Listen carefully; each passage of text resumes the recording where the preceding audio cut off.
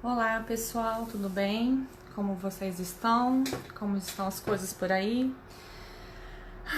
Hoje eu confesso que estou um pouco não, estou bem abatida hoje. Fiquei muito triste com o que aconteceu aqui na cidade de Niterói. Houve um feminicídio. Fiquei muito triste porque a gente trabalha muito, né? E o nosso sonho é que isso nunca aconteça, né? A gente usa uma hashtag que eu gosto muito que se chama Nenhuma Menos. E o nosso sonho é esse, que nenhuma menos, nenhuma morra, né? Não morra nem de dentro para fora e nem de fora atacada. Então, eu tô um pouco triste com isso, né? Mas faz parte e vamos hoje seguindo falando sobre o nosso tema que é extremamente importante, que é violência psicológica. Nosso convidado já deve estar aí entrando, vamos aguardando. Enquanto isso, eu queria falar um pouco para vocês sobre o que é violência psicológica, pelo menos no meu entender, né? Ele que é o psicólogo, eu sou a advogada. Mas como eu vivi essas coisas e a gente vem estudando, a gente tem uma boa noção do que é na prática viver tudo isso, né? Eu sei que muitas pessoas acham que é fácil sair de um relacionamento abusivo, mas isso não é nem um pouquinho fácil. E deixa eu ver se ele já entrou, ainda não. Ele tava com um atendimento, né? Porque ele é psicólogo, né? Tava com atendimento até aqui na véspera, tentei falar com ele agora, por isso que eu demorei uns minutinhos. Mas enquanto isso eu vou adiantando e qualquer coisa ele entra e a gente vai continuando aí a live. Entrou. Deixa eu chamar ele aqui. Ué, sumiu. Jorge. Cadê Jorge? Achei. Bom, esperar ele entrar aí na tela que já está subindo. Enquanto isso, gente, tem aqui um aviãozinho no canto. Vão encaminhando para os seus contatos aí para a gente ir conversando. Olá, Jorge, tudo bem? Bem-vindo. Olá, boa noite. Boa noite. Estava aqui já falando um pouco. Eu estava um pouco triste, né? Na verdade, estou ainda um pouco triste com o que aconteceu aqui na nossa cidade. Mas a gente tem que ir trabalhando esses assuntos de violência doméstica. Essa live já estava também prevista há um tempo. Ia ser na quarta, mas por uma ironia do destino, ou de Deus, né? Para quem acredita como eu, ficou para hoje, justamente quando acontece isso na cidade onde a gente mora aqui. Então, queria que você falasse um pouquinho sobre você um pouco. O pessoal já me conhece, né, Marília? Sou advogada, moro aqui em Niterói. Enfim, trabalhe com a relação da violência doméstica, superação da violência doméstica. Sejam todos bem-vindas e bem-vindos. Se apresente um pouquinho para a gente aí, Jorge, falando um pouco de você. Então, É né, bem antes de muito se comum. apresentar, eu vou falar que a gente precisou até fazer um testezinho hoje à tarde, né? Devido à minha, apesar de ser da geração Y, minha inabilidade aí com as redes sociais, né? E aí, muito desse convite, de incentivo da Marília, né? Entendendo a importância da gente conversar mesmo sobre esse tema, né? Que a gente conversou já algumas semanas atrás. E aí a gente agendou para quarta, mas houve aqueles contratempos e a gente reagendou aí para hoje, né? Mas dentro dos treinamentos já, né, que a Marília fez aí com as mídias sociais comigo, já estou um Expert. pouco mais confortável e familiarizado com esse espaço, né? Sim. Eu sou psicólogo por formação, né, e atuo em duas pastas, né, tanto na pasta dos direitos humanos quanto na saúde mental, né, em municípios diferentes, no município do Rio e no município de Niterói. Também trabalho aí no meu consultório fazendo atendimento clínico, né? E aí esse convite se deu muito pela importância, eu acho que do tema, né, e pelo percurso de que eu já tive com essa temática em diferentes ambientes, em diferentes contextos, né, com diferentes possibilidades de atuação e de conduta, né? Então, acho que... E aí a Marília, acho que estava falando um pouco, né, de um episódio bem triste, né, que aconteceu essa semana. Essa semana não foi hoje, não foi? Ou foi ontem? Foi ontem à noite, né? Eu fiquei sabendo só hoje pela manhã, embora eu tenha dormido 3 e pouca da manhã. Fiquei sabendo só hoje pela manhã e ainda estou muito sensível, né? Porque a gente trabalha tanto para que isso não aconteça Enfim, mas é por isso que é tão importante falar dessa fase que normalmente acaba antecedendo, né, esses casos de violência física e aí até esses casos de feminicídio. Por isso que é tão importante essa temática que a gente está tratando aqui nessa live. Eu queria começar perguntando para você o que é para você enquanto psicólogo, né? Que aí jurista pensa em outra ideia, né? Em formatação de lei. Mas o que é para um psicólogo a violência psicológica? Eu acho que um pouco antes de eu entrar nesse recorte, né, da violência psicológica dentro do ambiente doméstico, eu acho que é importante a gente contextualizar um guarda-chuva um pouco maior, né, da violência psicológica, entendendo que ela não está restrita a uma questão de gênero, não está restrita a uma questão de idade, não está restrita a questão de uma classe social, né? Ela pode acontecer em diferentes esferas, em diferentes momentos, em diferentes tipos de relações, né? Tem gente que sofre violência psicológica no ambiente de trabalho, tem gente que sofre violência psicológica em ambiente familiar fora uma estrutura de família nuclear, né? Então, acho que é importante que, por mais que a gente vá caminhar nessa direção da violência psicológica mais no ambiente doméstico, que as pessoas tenham esse entendimento, né, da violência psicológica estando um pouco para além de só desse ambiente, né?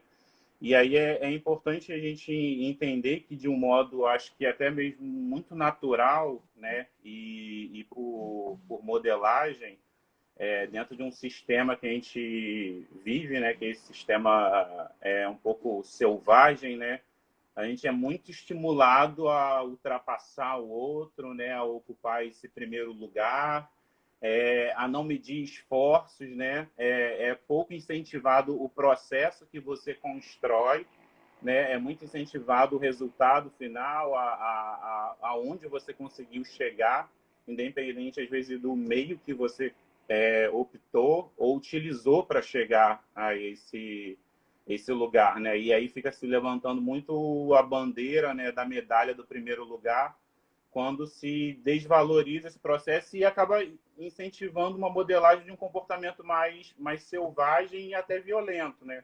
Violento por muitas vezes porque faz com que você adote condutas comportamentais que acabam infringindo um pouco essa qualidade e essa possibilidade de saúde mental do outro, né? Então, isso a gente tem que entender um pouco, eu acho que nessa esfera, né, que a gente tá inserido, e aí eu acho muito difícil a gente não, durante todo esse processo, a gente não se entender como, de algum modo, sendo violento em algum contexto que a gente tenha passado, acho que por conta dessas esferas maiores que passam pela gente, né?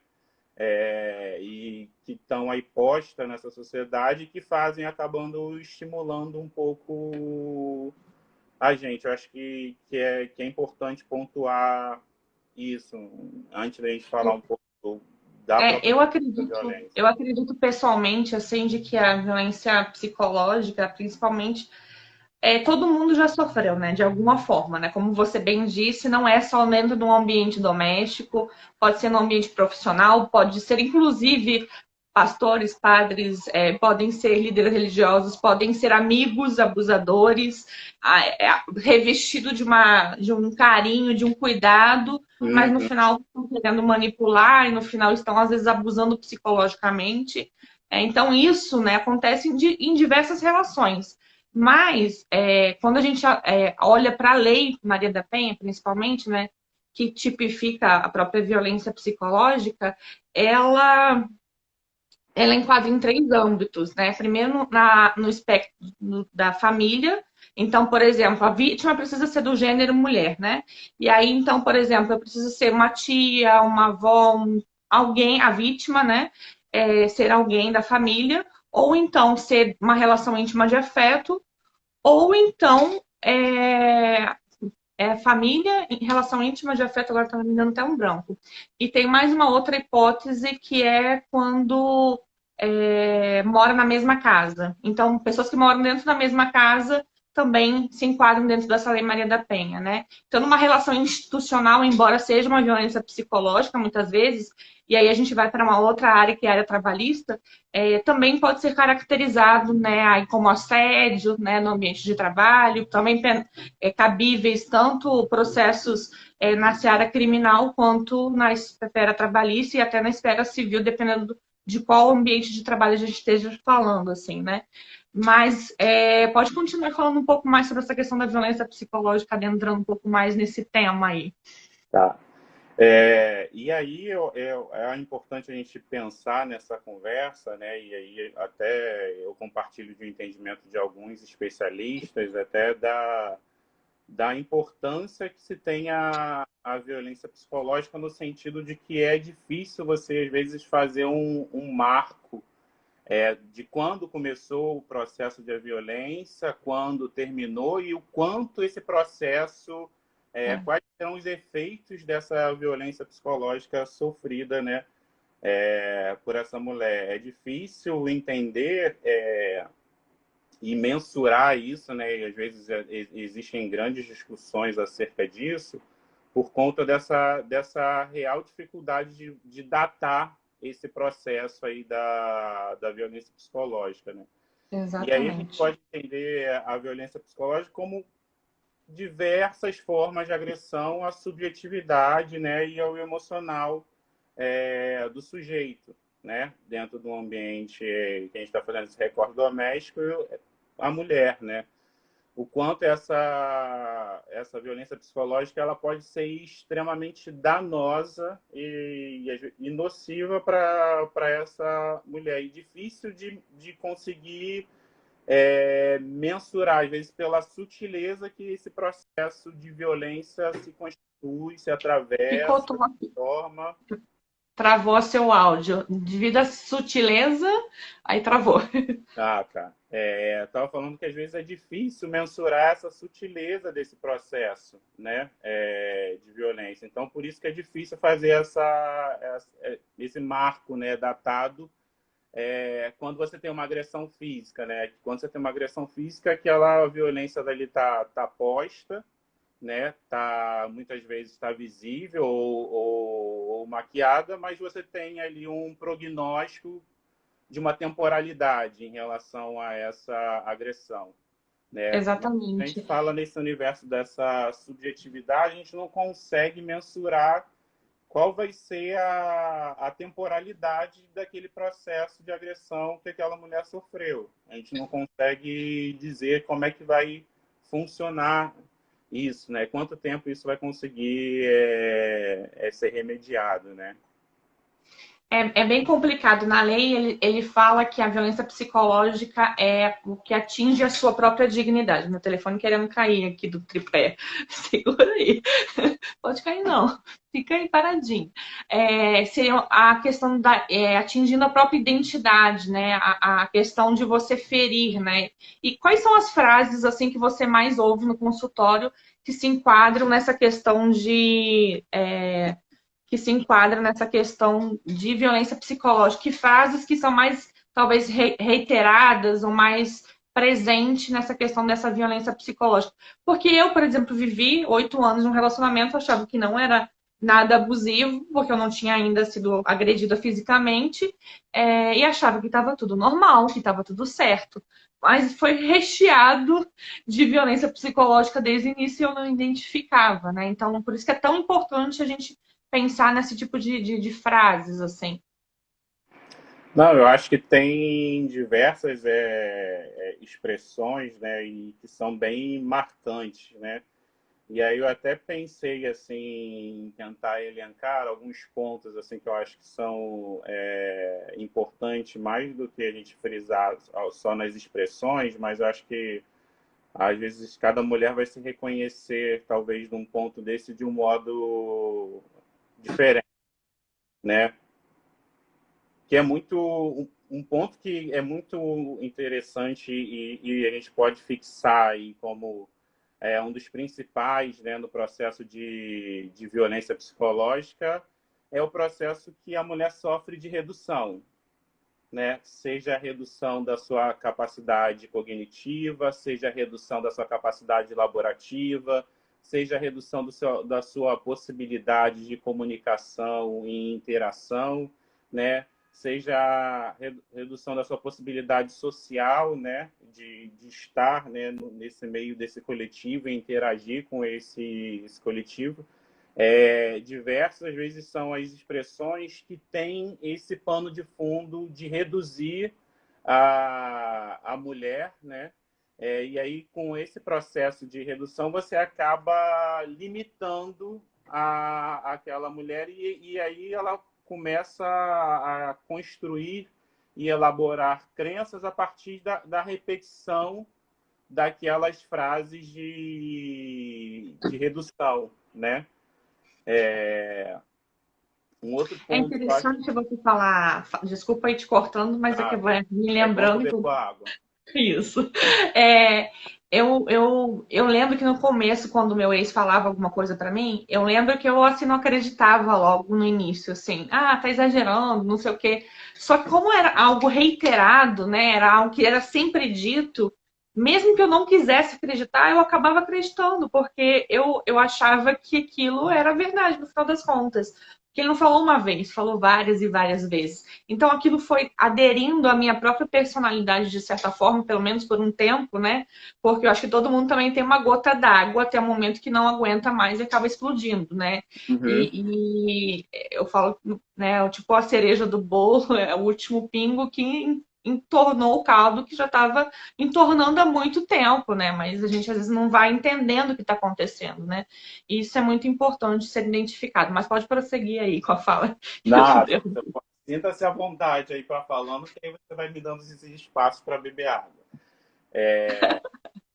E aí outro ponto, né, que eu acho que é clássico, né, e eu entendo como um dos principais também aí na caracterização da violência psicológica doméstica, é quando a mulher começa a ter a vida controlada, né, e acaba dominada por esse parceiro, né?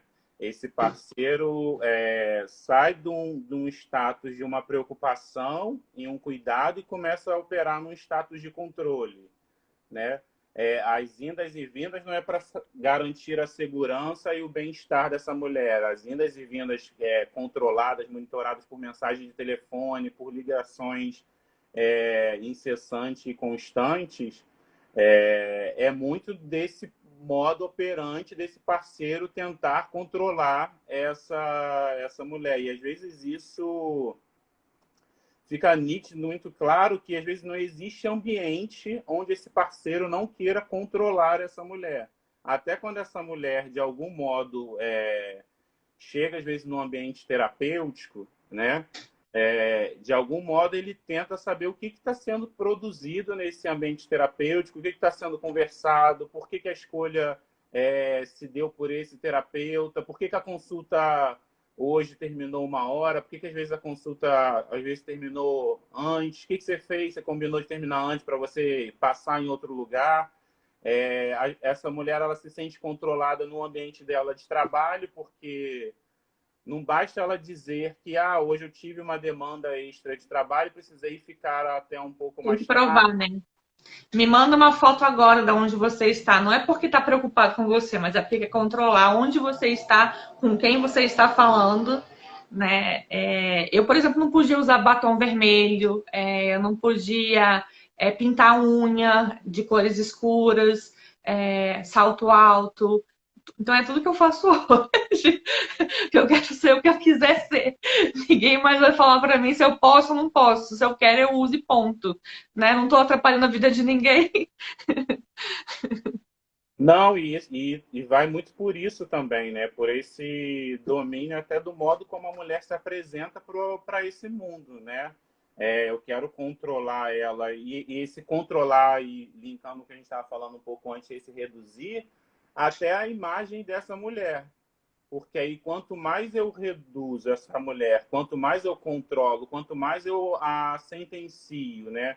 A uma esfera de uma pessoa não atrativa, uma mulher não interessante, uma mulher que, se não tiver o meu olhar, não vai ter o olhar de mais ninguém, Então, esse processo que você vai controlando e reduzindo, e aí se isso vai sendo cada vez mais de modo reiterado e aí repetitivo, né?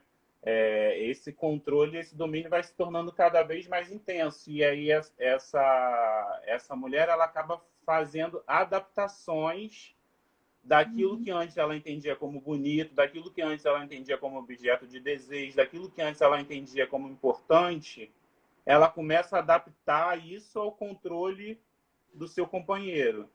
Né? Então, eu deixo de usar o batom que você está usando aí hoje discreto, porque antes o companheiro dizia que não podia. Eu deixo de usar determinado tipo de roupa, eu deixo de determinar o tipo de calçado, de bolsa.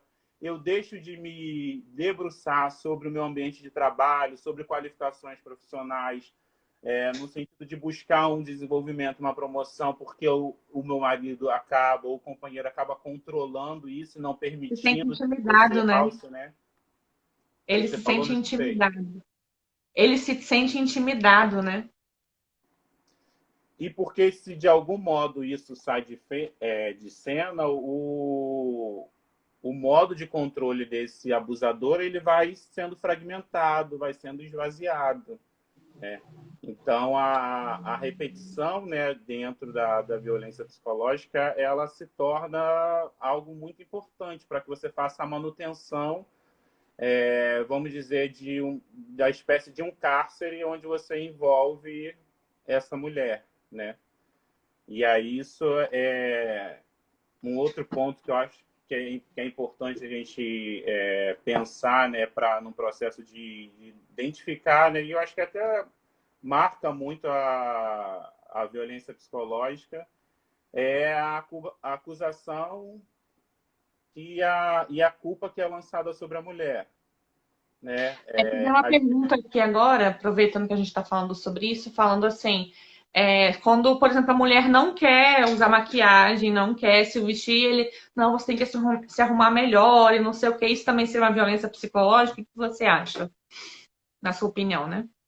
Não, eu acho que o inverso não deixa de ser uma violência psicológica, seja botar o batom ou tirar o batom, porque ali o que tá posto é o desejo de como aquela mulher quer se relacionar com o mundo, né? Existem mulheres que têm um modo de se vestir e de se posicionar, digamos, um pouco mais chamativo, um pouco mais, digamos assim, extravagantes, né? E existem outras que optam por... Eu acho que é característica de cada uma, né? É, e Diz um pouco sobre identidade.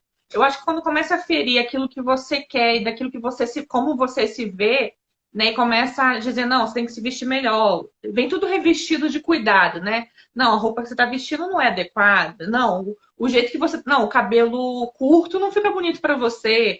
Então é sempre revestido de um cuidado, de uma melhora, mas que no final você vai perdendo quem você sempre é, né? Você perde aquilo que você gostaria de fazer.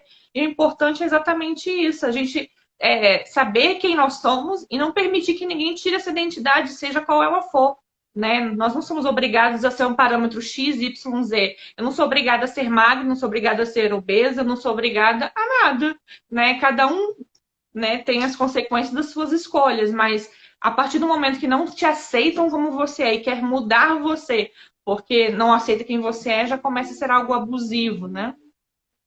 Não, e eu acho que se a gente puder sintetizar, né, a violência psicológica é qualquer forma subjetiva de agressão, seja tirar ou colocar. Se a identidade daquela mulher perpassa por não utilizar maquiagem, por não utilizar determinados tipos de adereço, não é o companheiro que tem que dizer o que ela tem ou o que ela não tem que usar.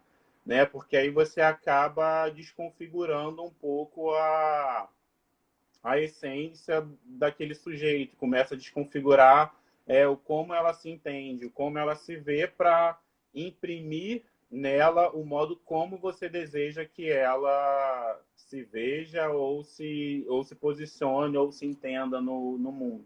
E aí isso está dentro também desse processo de controle Sim. né? Eu lembro que algumas frases que eu ouvia muito era você tá ficando gorda, você não tá mais bonita, você não sabe fazer nada direito, você só melhora quando eu chamo a atenção de você em público porque você não me ouve. Então eram humilhações na frente das pessoas, sem nunca ele ter falado nada, porque ele achava que eu iria aprender dessa forma só, né? Então, assim, era muito para me humilhar realmente, para me espezinhar. Você não tem jeito com criança. E as crianças viviam grudadas em mim. Mas era tudo para tentar me desconstruir aquilo que eu era, porque não sei se. E aí eu ia até te perguntar, né? Que a gente colocou aqui o perfil do agressor. Não sei se eu tô pulando alguma coisa. Se qualquer coisa, você me puxa e a gente volta. Você acha que a autoestima deles é uma baixa estima e por isso que eles acabam fazendo dessa forma? Ou tem. Qual é o perfil dessas pessoas? Costumam ser, né? Porque a gente aqui não tem uma receita de bolo, cada caso é um caso, precisa ser Uhum. avaliado de forma individual, mas de certa forma a gente consegue ver alguns padrões, né, que costumam, né, ser reiterados, mas também que não são absolutos, como nada na vida é absoluta, né? Deixa eu só voltar um pouquinho, mas depois eu vou aí nessa sua pergunta.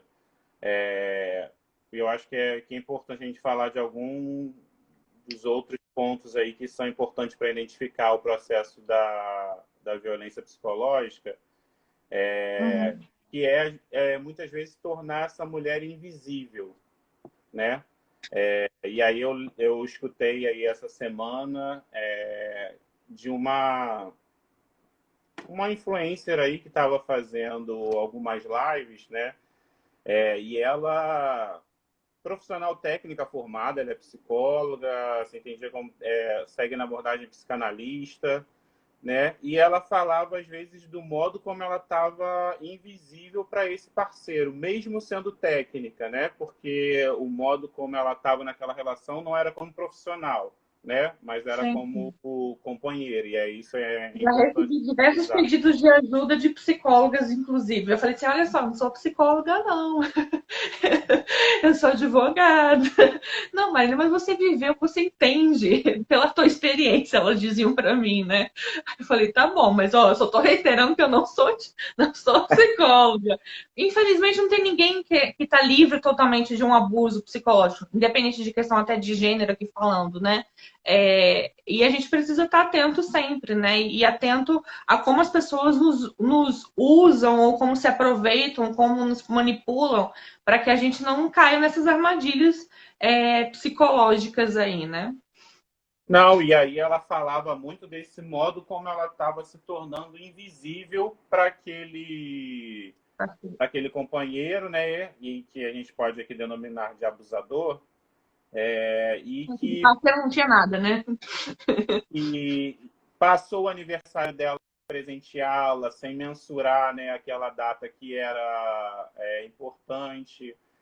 Quando eles estavam em alguns eventos, esquecia, né, dentro de muitas aspas, né, de inserir ela nos contextos ali de diálogo, de convivência, né, deixava ela mais distanciada daquilo que ele entendia como grupo de amigos, né, como grupo de conhecidos, e aí ia reforçando cada vez mais essa incapacidade, né, esse processo de reduzir, e ela ia cada vez mais se percebendo invisível naquela relação, né?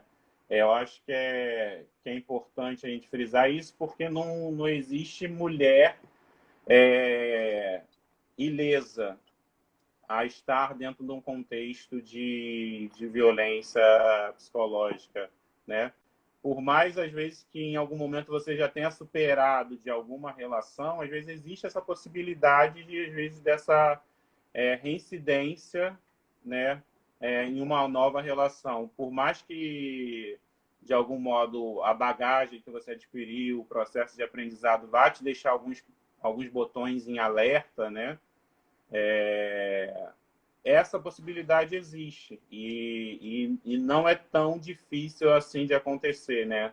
Falo isso muito pelas escutas, às vezes, que eu tenho nos ambientes onde eu atendo, né? Às vezes tem mulheres que saem de um relacionamento abusivo e aí entra em outro relacionamento abusivo. Sai de um relacionamento com violência doméstica, física e psicológica e entra em outro relacionamento com violência física e psicológica, né? Então, é porque é importante que esse processo esteja muito claro, né?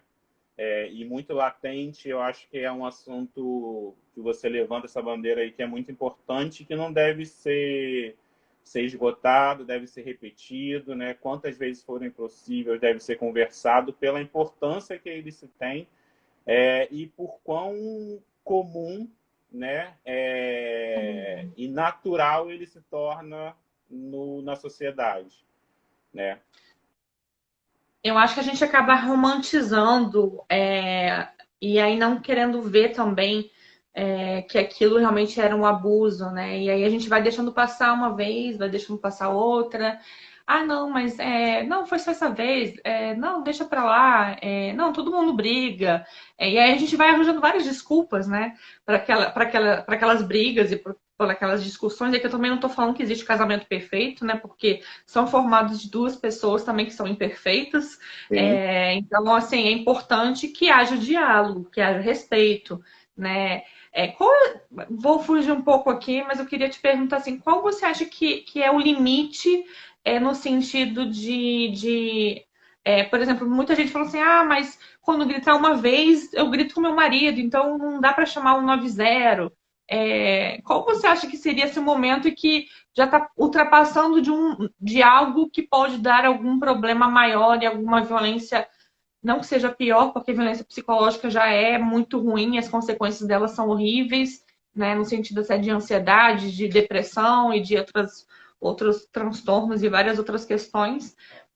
Mas, assim, para que não chegue, de repente, num caso de feminicídio, assim, qual é o limite que, enquanto sociedade, podemos ver e ouvir algo e falar, não, vou ligar para o 90 porque já ultrapassou alguma briga que seria de casal, né? Como muitas pessoas dizem. Eu acho que a gente pode entender como limite, Marília, muito essa exposição quando ela começa a se tornar de domínio público, né? Quando aquele diálogo, aquele combinado, né? Aquela conversa que se tem entre o casal, ela começa a tomar dimensões que o vizinho pode escutar, né? Ou ela deixa a conversa, o diálogo, ela passa a ser algo desrespeitoso e acontece no ambiente e no espaço público, né? E aí volta muito naqueles princípios, né, que eu acho que identificam, né, a violência psicológica, que é a questão de quanto essa mulher está sendo reduzida, né? Quanto dessa vida dessa mulher está sendo dominada, quanto ela está sendo vítima, mas mesmo sendo vítima, ela está sendo acusada e culpada por esse processo de descontrole, né? Ou de punição que o abusador está fazendo. Eu não vou nem chamar de companheiro nem de marido, porque eu acho que a gente não compete. Né? E o quanto, diante disso tudo, ainda se estimula, de algum modo, essa codependência. Né? É feito tudo isso e ainda essa mulher é exposta, ela é violentada pública e coletivamente, e ainda assim a responsabilidade do ato de isso ter acontecido cai sobre ela, né? E aí, de algum modo, algumas mulheres, em alguns momentos, até aceitam esse universo da culpa aí que recai sobre ela, né? E aí isso é muito importante aí. A Gabi aqui comentou falando que somos ensinadas a nutrir um sentimento maternal em relação ao homem. Também há a socialização feminina que ensina que a mulher precisa suportar tudo. Eu acho que bem muito do que o Jorge estava falando bem no início, dessa questão também cultural, né? Da onde nós somos inseridos e de como nós somos ensinadas a se portar. A mulher tem que sentar com a perna fechada, o homem pode sentar com a perna aberta. Nós somos todas reprimidas de alguma forma, enquanto o homem pode ser expansivo. Então a gente é ensinada muitas coisas que a gente naturaliza, né, pelo machismo, pelo patriarcado e etc., que vão sim nos fazendo num papel de ser submissas a qualquer coisa e a qualquer situação. Não, e não esquecer, eu acho que é bem isso, Marília, que você falou, não esquecer esse contexto no qual todo mundo foi criado, né? A gente vive numa sociedade machista, patriarcal, né? E que tem uma naturalização da agressão, né? Seja ela de uma ordem física, seja ela de uma ordem psicológica, porque eu lembro muito quando eu escutava algumas conversas, né? Ou tinha também, né, algumas conversas com a minha avó, esse processo do homem agredir a mulher era algo encarado com Normal. a maior naturalidade, né? E a mulher tinha que levar isso com a maior aceitação possível sobre o fato que estava ocorrendo, né? E isso, de algum modo, ainda era incentivado para que se continuasse nesse mesmo modelo, né? De algum modo, as avós ensinaram as filhas e as filhas das filhas, né? De que o local que é onde a mulher se encontra é um local que tem que aceitar a agressão, seja ela de que ordem for, né? É um local de sem espaço, né? E é isso, eu acho que o movimento feminista traz uma importância a isso no processo de conquista que ele vai trazendo para as mulheres, né? E, de algum modo, vai abrindo o olhar dessas mulheres para, de algum modo, identificar e entender que aquilo que, de algum modo, vem passando após anos, não necessariamente é o espaço onde ela tem que permanecer inserida e permanecer sentenciada, né? Naturalizando todo esse processo aí de sofrimento, né? E reproduzindo ele. Sim. Vamos falar do perfil do agressor, depois eu retorno com a questão jurídica. A gente tem mais 20 minutos nessa live, tu acredita? Voa o tempo por aqui. Qual é o perfil do agressor? Não, eu acho que é importante a gente pensar assim, em dois principais, digamos assim, grupos, né? Aquele agressor, que é aquele agressor mais declarado, né?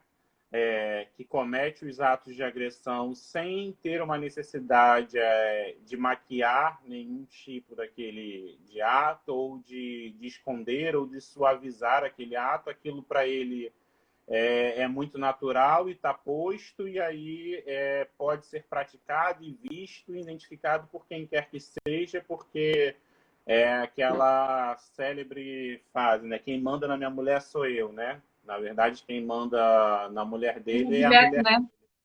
Eu vou tirar É esse copo objeto. daqui e vou colocar aqui porque é meu objeto. Quem manda, né, nesse copo sou eu, quem manda essa mulher sou eu, né? E essa objetificação do corpo feminino é muito clara nesse agressor declarado, né? Porque a mulher está posta ali como objeto, e é ele que manda e desmanda, e aquilo é tão natural para ele diante desse contexto machista e patriarcal que ele foi criado e ensinado, que ele vai perpetuando aquela repetição. E dependendo do contexto, né, e da visão que essa mulher tenha de mundo, ela vai aceitando aquilo de algum modo, porque ela foi ensinada que aquilo é o formato certo, né?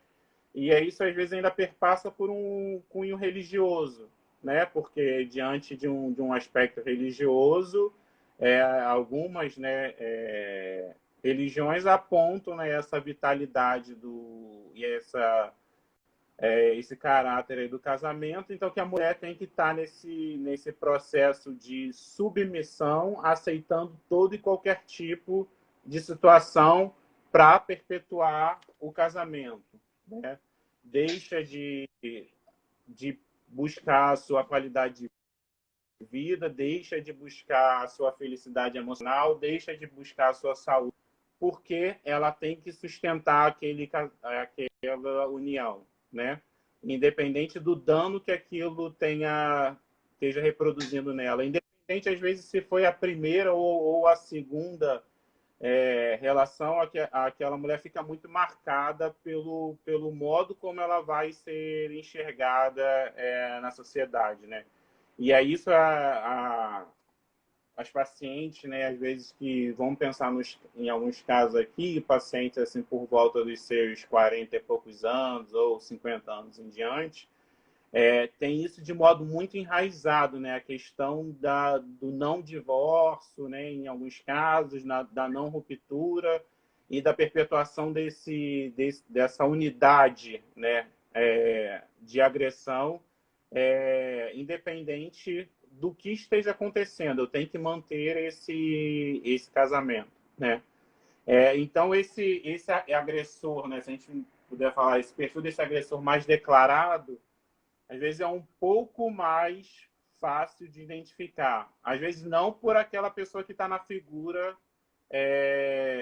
sendo abusada, né? Mas às vezes pelo coletivo que tá à sua volta, né? Mas tem aquele outro bloco, assim, vamos dizer, daquele perfil do agressor, que é aquele agressor não tão declarado.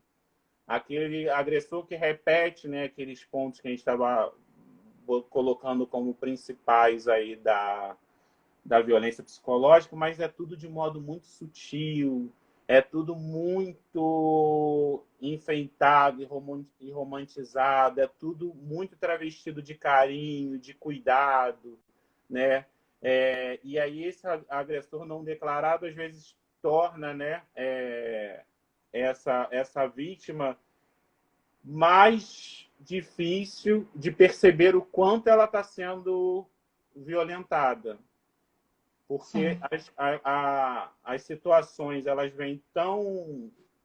são manejadas com tanto cuidado, né? E às vezes esse agressor não declarado ele espera muito estar num ambiente mais restrito, mais isolado, para verbalizar de um modo um pouco mais direto a agressão. E aí isso se torna um pouco mais difícil aí de ser identificado. Eu acho que até estava rolando hoje na internet, acho que nos jornais, até uma influenciadora também digital, né, Eu uma pensei na coach. superação da violência também, doméstica. E aí ela traz aí uma fala de que ela estava num relacionamento abusivo, né, e ela traz alguns termo, né, algumas colocações ali de conhecimento um tanto quanto técnico, né, da temática, mas o quanto isso foi de algum modo difícil para ela perceber e para ela se distanciar disso, né? Eu acho que isso fica bem explícito assim numa fala que eu escutei dela num jornal, né? O quanto ela estava ali se declarando, né, num modelo de um relacionamento, né, abusivo, que perpassa aí dentro de uma prática de uma violência, mas que ela, de algum modo, não estava se percebendo ali. Né? E talvez esse modelo de agressor não declarado seja um marco aí das gerações mais jovens. Eu acho que assim, o meu, embora ele fazia algumas não, várias, assim, humilhações em público, normalmente era na frente da família dele. Eram de pessoas que já sabiam, talvez, como ele era. Então, assim, não era dentro de pessoas com as quais ele queria manter uma imagem de bom samaritano, de uma pessoa respeitosa, né? Um cidadão de bem, etc. Então, ele escolhia, né, muito bem quem ele queria, quem ele poderia me humilhar mais, né? Na frente de quem poderia fazer mais. Então, acho que tem muito disso, assim, né? E E estava essa dentro questão do nicho de conforto dele, né? Porque era a família dele que, de algum modo, ia abraçar suportar ele os atos dele, né? Iam naturalizar. Então, ali era um ambiente, de algum modo, onde ele poderia se sentir mais confortável. confortável para ser violento. Exatamente. Nossa live tá com. Falta mais 15 minutinhos só. Tô quase a gente renovando aqui mais um tempinho para poder dar conta de tudo. Mas enfim, vamos tentar ver se a gente consegue. Eu queria que você falasse um pouco do caminho de transformação. Como ressignificar essa violência psicológica? Não é um caminho, eu acho que fácil, né, e tranquilo, né? É um caminho difícil da percepção, até porque uma expressão, acho que marca muito isso, é fulana é mulher de malandro, né? É uma expressão muito comum e muito viva, acho que por todos os contextos, às vezes, que eu as escuto, que eu passo. Ah, fulano é assim mesmo, é mulher de malandro. Ah, essa daí não tem jeito, não, é mulher de Ela gosta malandro, de apanhar. né? E aí isso, de algum modo, fica sendo repetido, né? E aí, às vezes, faz até a mulher própria se colocar em questão, mas será que não é todo mundo assim? Será que não é assim mesmo que funciona, né? E será que eu não tenho que, de algum modo, permanecer nesse modelo e sustentar esse modelo, né? É, mas é importante que se diga que não, né? Não tá tudo bem assim, não é assim, as coisas não precisam funcionar nesse jeito. Se você está num relacionamento, né, onde de algum modo a sua subjetividade, né, a sua saúde mental, né, é atravessada, então você, mulher, precisa sair desse relacionamento, né? Ou você precisa dar um outro contorno para esse relacionamento, né? Mas do jeito que tá, não dá, né? Não é legal e não dá para seguir nesse formato. Mas às vezes até esse processo de identificação de alguma estranheza, né? Porque eu acho que antes de ter a percepção do que está acontecendo, né? E essa percepção ser um movimento consciente, eu acho que antes disso tem um processo de identificação, né? De identificar que alguma coisa tá estranha, alguma coisa está acontecendo nesse relacionamento que, de algum modo, isso tá me fazendo mal, tá me fazendo perceber que, de algum modo, eu estou me desconfigurando, né, quanto mulher, me desconfigurando quanto sujeito, me desconfigurando quanto profissional, desconfigura essa mulher em todas as áreas que ela tá inserida. Eu acho que um primeiro ponto é esse processo de estranhar alguma coisa que está acontecendo na rotina desse relacionamento, né? E aí eu acho que um passo seguinte, né, você, da identificação, é você tornar aquilo consciente e conseguir nominar o que está acontecendo. E aí a gente Sim. traz o peso e a importância da palavra, né? Às vezes, quase sempre, é muito importante que você consiga dar nome àquilo que está acontecendo. Dentro desse contexto de violência psicológica no ambiente doméstico, isso precisa ter muito peso, o nome que você dá para aquilo, porque senão aquilo fica, foi só aquela Rompido. vez, foi só um diazinho estressante, não, ele não é assim, não acontece nesse formato, né? E aí quando você começa a nominar aquilo que está acontecendo, né? E aí começa a dar, não, isso aqui foi uma agressão, isso aqui foi uma violência psicológica, e esse puxão de braço aqui não é um puxão de braço. Isso aqui é uma violência física. Isso aqui existe um enquadramento, existe um respaldo para isso. Né? Eu acho que é sinal que já se está num caminho, num percurso. Né? E aí, dado essa nominação, o passo seguinte é a busca de suporte. Né? Seja ele suporte social e legal, né, pelas vias e pelos órgãos aí que estão postos para essa atividade, né, seja um suporte em saúde, porque quando você tem uma questão de uma agressão física, e essa agressão física tem um prognóstico desfavorável, né, essa mulher ela vai em uma unidade de saúde para procurar um tratamento, né, e aí recebe prognóstico, recebe a conduta médica, a intervenção medicamentosa que precisa pelo aquilo. Mas quando a gente pensa esse universo da violência psicológica, às vezes isso não vem de modo tão claro, né? Igual a gente falou um pouco no início, não vem de modo tão marcado, né? E aí é importante que isso seja marcado, e aí existem as possibilidades de ser construído um trabalho psicoterapêutico para aquela mulher, né? E isso é muito importante. Existe, e aí eu acho que é importante frisar isso, que existem ações terapêuticas, né? Quando você procura uma mulher de referência no que está acontecendo, né?